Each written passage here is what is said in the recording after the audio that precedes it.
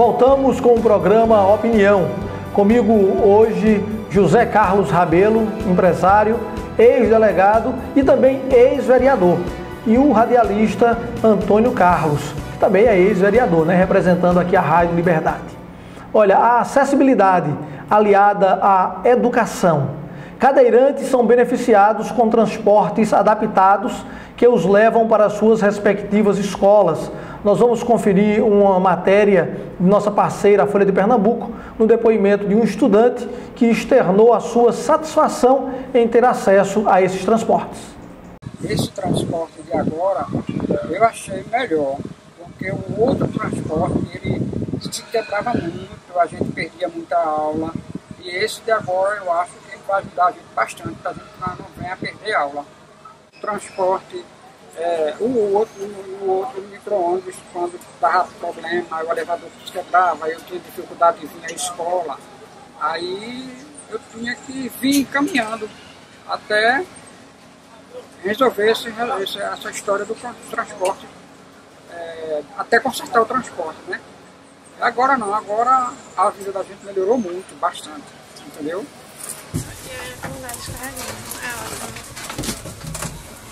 Vocês foram ex-vereadores, né? Antônio Carlos milita ainda hoje na política.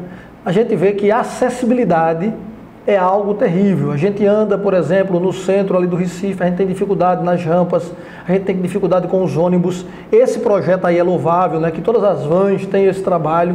Acho que um país civilizado, ele primeiro cuida daqueles que são menos favorecidos ou que têm algum problema, alguma deficiência. A gente tem um problema muito sério no interior, Garanhuns e Caruaru, em que as calçadas tomam conta do passeio público, uma mais alta, uma mais baixa, e um cadeirante seria impossível transitar por essas ruas, Antônio Carlos. Eu até digo o seguinte, as calçadas são tomadas por bancos, por coisas que as pessoas depositam, como que na frente das lojas, como que sejam donas dessas calçadas, atrapalhando.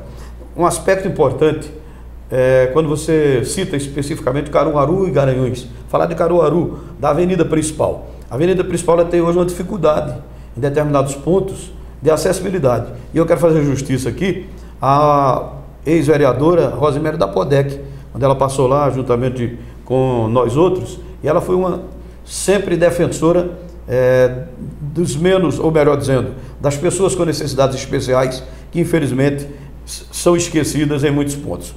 Acredito que a questão da mobilidade não é só a mobilidade de veículo, não, é a mobilidade das pessoas. E a mobilidade em calçadas, em avenidas, em acessos a prédios. Quantos e quantos não são os prédios em Caruaru que você não tem a condição de acesso no Recife ou em outras cidades de maior porte aqui no estado de Pernambuco? E não é diferente em alguns outros estados, infelizmente. Então, muito interessante. E com relação ao veículo adaptado, né, para que essa cadeira, a pessoa seja transportada com mais facilidade, isso deveria ser até uma exigência da própria municipalidade no momento em que permitir o transporte de estudantes, o transporte de cadeirantes. Rabelo, a gente vê que isso facilita muito a vida. No entanto, as pessoas têm na mente que os carros foram feitos para as ruas. Na verdade, as pessoas foram feitas para as ruas. O carro é apenas o meio de transporte. O cavalo, no passado, era o meio de transporte, mas a gente inverteu. Então, o motorista passa, sai da frente. É o dono da rua. Então, talvez essa mentalidade é que precisasse ser mudada para que pessoas como essas, que levaram esse transporte alternativo, pudessem trazer essa nova visão para a gente, né? Eu gostaria de dizer, por uma questão de justiça, não a atuação parlamentar, no meu segundo mandato de vereador, mais ou menos no ano de 1994, a primeira lei municipal, nesse sentido, foi nossa autoria. Você foi vereador em Caruaru? 3 mandatos, né? Eu fui em Caruaru, de 69 a 72, de 93 a 96, de 2001 a 2006. Então, de 2001 a 2004. Então, eu diria o seguinte, em 94, mais ou menos, nós éramos líder do governo de Zé Queiroz, por sinal, mas apresentamos essa lei da obrigatoriedade de se construir rampas, não só nas ruas, nas calçadas, mas em supermercados, escolas, bancos. É uma lei de nossa autoria. E na administração do prefeito Onigel, que nós fomos secretário de Serviço Urbano, também nessa administração, não lei nossa, mas foi implantado o primeiro serviço de cadeirante, de transporte de cadeirante a nível municipal em Caruaru, inclusive numa participação dos coletivos, dos proprietários de transporte coletivo. Essas primeiras viaturas que se viram, hoje o Estado tem, mas as primeiras viaturas que se viram essa mobilidade e o transporte do cadeirante foi uma parceria do governo do município com o pessoal proprietário que explora o transporte coletivo. Mas Caruaru, como o Antônio Carlos disse, tem muita coisa a ser feita e não tem sido cumprida a exigência da própria lei de nossa autoria com relação às rampas em todas essas escolas, bancos, repartições públicas, enfim, todas essas áreas para ter acessibilidade à pessoa que tem um problema e uma deficiência física. Então, eu acho que é importantíssimo isso, um país que não respeita, né, a pessoa que quer ser útil à sociedade, é um país que precisa pensar e pensar mais, essas pessoas têm que se reintegrar à sociedade e terem facilidade para isso com sua mobilidade. Não só Caruaru, mas Garanhuns, Recife e todos os municípios pernambucanos e brasileiros. Olha, as dedicatórias foram muitas na tribuna do Congresso no último domingo, na votação do impeachment da presidente Dilma Rousseff. No entanto, a deputada Raquel Muniz mostrou-se eufórica ao pronunciar aos pulos e gritos, dizendo sim ao impeachment, quando usou o seu esposo, o prefeito de Montes Claros, de Minas Gerais, o Rui Muniz, como exemplo de homem que luta contra a corrupção. Então nós vamos conferir o vídeo que mostra o momento do discurso da deputada. Deputada Raquel Muniz, do PSD. Senhor presidente, o meu voto é uma homenagem às vítimas da BR-251. O meu voto é para dizer que o Brasil tem jeito e o prefeito de Montes Claros mostra isso para todos nós com a sua gestão.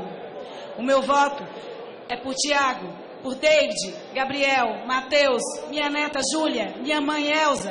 Meu voto é pelo norte de Minas, é por Montes Claros, é por Minas Gerais, é pelo Brasil. Sim, sim, sim, sim. Raquel Muniz, PSD. Foi muito sim, né? Mas depois, no dia seguinte, a Polícia Federal bateu na porta, ou seja, pediu para Deus fazer justiça, ele fez logo no dia seguinte. Bateu na porta do marido dela e ele foi preso devido à corrupção. Vinculando que ele tem um hospital e o hospital particular estava tirando proveito do hospital público para ganhar dinheiro no hospital particular, não é isso? Foi esse fato, eu assisti exatamente. E, lamentavelmente, a gente diz que os parlamentares perderam uma grande oportunidade de demonstrar para o país e para o mundo que estavam preparados para discutir uma questão muito importante, questão séria, e não ficar mandando recado para a mãe, para o pai. Teve gente que fez homenagem até a torturador. E aqui eu não estou discutindo quem seja a favor ou quem seja contra. Teve gente que fez homenagem a figuras, o cara levar o filho para votar por ele. Infelizmente perderam uma grande oportunidade. O presidente da Câmara assustou, né, a palavra, de mostrar para o Brasil que estavam preparados para discutir um assunto que o parlamento discute, que é de interesse de toda a nação, lamentavelmente. Eu diria, Antônio Carlos, na minha opinião, que primeiro a gente esperava que os parlamentares contra e a favor, os a favor chegassem lá e dissessem: como tem crime de improbidade, meu voto é sim. E aqueles que fossem contra, que chegassem e dissessem: nas suas convicções, não era crime, não era crime, não. Não é crime e por isso meu voto é não. Agora, só isso. Agora, outra coisa que chama a atenção do país é que o presidente da Câmara, por mais corrupto que seja, e Antônio Carlos sabe disso, existe um código de ética, existe uma respeitabilidade dentro do regimento de qualquer casa legislativa. Ali não é a figura do presidente que está respondendo por corrupção, é a figura do presidente de um legislativo de um país, e se chamar o indivíduo de corrupto, ele na presidência, isso foi para o mundo todo. É falta de decoro e ele vai processar criminalmente. Ele fez isso, ele não interviu na hora para que aquilo não prejudicasse um tumulto e o impeachment, que era um desejo dele, todo mundo sabe, não fosse para bom tempo. Agora, e uma outra coisa, doutor Rabelo, questionaram se ele estaria legalizado para aquilo. Está sim. Ele está amparado, ele não foi destituído da função. E outra coisa, ele para ser processado, o Código de Ética da Câmara tem que aprovar para o Tribunal, o Supremo só apura se o Código de Ética também concordar o Código de Ética da Câmara. Então, foi a falta de respeito que o Brasil levou ao mundo, não havia, concordo plenamente, era sim ou não justificar crime ou não. Agora, a palhaçada que houve no voto foi ridícula e o Brasil mostrou uma imagem muito ruim para o mundo. A única coisa que nos deixa bem aí é saber que cada dia está havendo mais um tiquinho, como diz aqui em Pernambuco, de punição para aqueles que estão levando essa vida como se fosse uma grande palhaçada. Olha, após o intervalo, imagens registram o momento em que criança é abandonada pelos pais em um shopping no Rio de Janeiro. Até daqui a pouco.